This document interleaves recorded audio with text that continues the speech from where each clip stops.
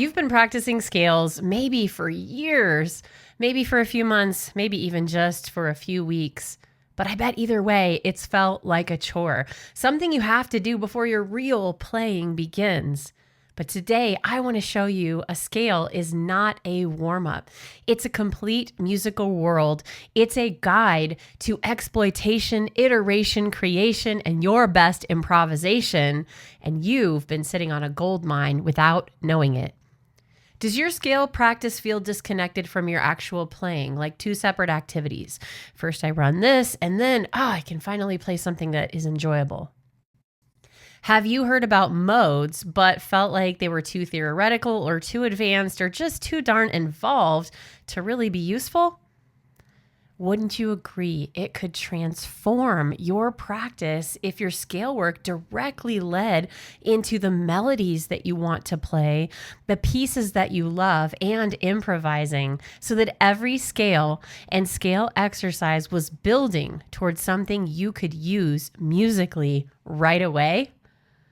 And what if modes weren't advanced theory, but they're simply different emotional colors available with the same set of notes? Think of an artist with a palette. They've got yellows and blues and greens, and the color that they start with on the canvas and the color that is most appearing creates a certain tonal mood. The same with music. When we have a note that appears more often or more frequently than other notes that feels like the root or the home of what we're playing, a completely different color emerges. But that palette we're using is the same palette, so you don't actually have to practice and practice until your fingers bleed in order to get that zone of confidence. If we haven't met, I'm EP Archer, and I help committed adults over 30 who play the violin to create beautiful tone and unshakable confidence without compromising music they love. Each scale that you have is not a warm-up. It is a language, an alphabet, a vocabulary, the building blocks to everything you are going to play. And there's some things I want to call your attention to if you're a violinist. So get out your notepad if this is something that could be helpful for you. I need to know the key, all right? If I'm playing a G major scale, then I'm in the key of G major. There are relative keys like E minor, and those can be accessed with these same notes. There are also modes, and those modes are the major scale starting on a different note. But number one, I can't access any of that information. What key am I in? And so the way we name it is what it would look like on the musical page, where we would find the notes on a keyboard, on a violin, or any other instrument, and where the half step and whole step patterns lie. So if you memorize your major scale half and whole step patterns, you don't even have to know the theory if you know the distance. So let's make a quick list together. I need to know what is the name of the key. Let's say G major. It's got a letter name to it, and then it has notes that are included. So for example, G major is G, A, B, C, D, E, F sharp, and G. I need to know that. I also need to know where my half steps lie. My half steps for this particular key are between B and C and F sharp and G. And for violin, that means where your fingers are close, right? It tells you your finger pattern. So if I know the key, then I can say the notes from the musical alphabet. The key of G major has one sharp, F sharp. So that means I have to include that when I say my musical alphabet starting on G. So that key signature gives me the notes, the flats or the sharps if any exist, and the half steps and whole steps. If you didn't already know, B and C and E and F are natural half steps, and that little piece of information will help you to find the half steps on any scale with any number of sharps or flats. As a violinist, once I know the notes, I need to know the finger pattern. If I know B and C are a half step, I need to know which fingers are going to be close as a result. 2 and 3 close on the G and the D, 1 and 2 close on the A and the E if I'm in first position. And that's something I want to memorize. As soon as I memorize that, and I don't just mean in your brain, like you can repeat that out loud. I don't mean being able to write it on a piece of paper. I mean picking up your fiddle and playing. First playing in order, just from G to G, and then going like, what's my finger pattern? Oh, it's the same on the first 2 strings, and then it switches up. okay, I got this. And then being able to play forwards, backwards, up, down, starting on different notes, skipping notes, playing in intervals, and really assimilating that. When you feel like you're at that point, then you do the modes of G major. So I'm still using those same palettes, same half steps, same note names, same finger pattern, but maybe I'm starting on the note A now. All right, and I'm going to go from A to A in the key of G, B to B in the key of G, C to C, D to D, etc. All of those starting notes and starting points are going to have different colors, emotions, and feelings.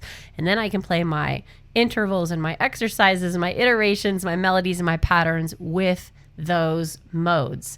So knowing the distance on your fingerboard, knowing the note names, knowing the finger pattern. And when you go from there, we just did this for the first position, right? After that, we need to shift. We need to be able to play this in any position, and we do that work again.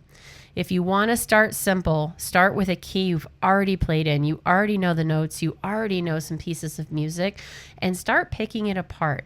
It's going to feel tedious at first, but once you start doing this as a habit pattern with your scales, it becomes automatic. What's the key? What are the notes? Where do my fingers go? Where are my fingers close? All right, I got this.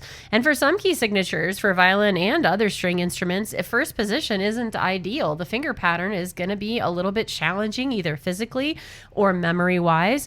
And when we shift to a different position, for example, if I'm in the key of A flat, I might shift to the half position because then it feels the same as A major.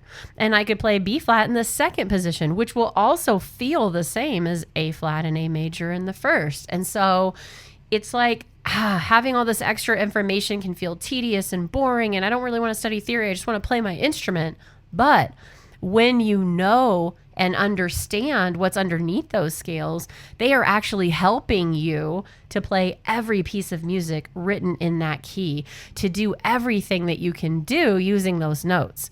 So maybe instead of playing all 12 scales around the cycle, you really nerd out on one scale. And that is going to help you have different feelings, different moods, different emotions, and to be able to actually connect how you're feeling and what you want to express through the scale rather than just having it be a finger exercise. When you listen to electric violinists and rock violinists and people that are improvising on the violin, Karen Briggs and Joe Deninzon and Mark Wood, and these composers who have written this amazing music, they are people who have practiced this way, and it shows. You feel the tension and release. You feel the build, and it isn't the same old pattern of notes you're just hearing on those slot pieces. Scale patterns are your bridge into chords and arpeggios. They are your way to go from string to string and position to position. And when you learn them as an adult, you can open your mind and expand to all that theoretical knowledge underneath so that you never have to do the work again. And once it's in your fingers and your ear, once it feels right and it's resonating, you come back to it for a refresher, but it's just there. It just exists. It's like riding a bike. If you just practice a scale out of context with a scale book, you will not have that advantage. And when it comes to improvising, you will not have the tools. When it comes to classical, you'll be able to remember it just for that piece. But what we really want is for you to be able to extemporize. That's what the classical greats did. That's what the jazz greats do. And that's what all skilled musicians and violinists can do to express, to iterate, to create variation, and to speak, to converse on their instrument. So your scale isn't a warm-up. It's a complete musical world with 7 distinct emotional colors with a palette for you to paint. And when you can explore this way and know what you're doing, practice stops being a chore and it starts being something you look forward to, an exploratory, a playground. So if you want to apply this today in just 5 minutes or less, take any major scale that you already know. Start on the very first note. If you're doing G, start on a G. And then start on the next note. And then the next note. And remember, each time you're just going an octave, G to G, A to A, B to B. You don't have to play it 2 octaves. You don't have to do a fancy pattern. But if you're feeling it, try some patterns with it and notice the different sonic energy and feelings. Notice that your fingers want to go to a different pattern when you start on a different note. They may want to associate only with a major or minor scale. So be aware of that and know that as you practice modally, as you exploit your scales and take them to the next level, they become workable vocabulary that works for you, not just one pattern you can only use from one thing.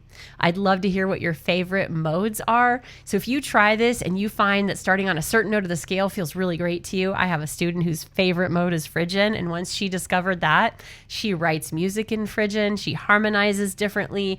It has changed her whole world and it's been fun. So tell me what your favorite is, or even if you're just trying this for the first time and you want some support or advice, hit us up absolutely for free, facebook.com/groups/adult violin, because your best music is waiting on the other side of making scales fun. And I'll see you there.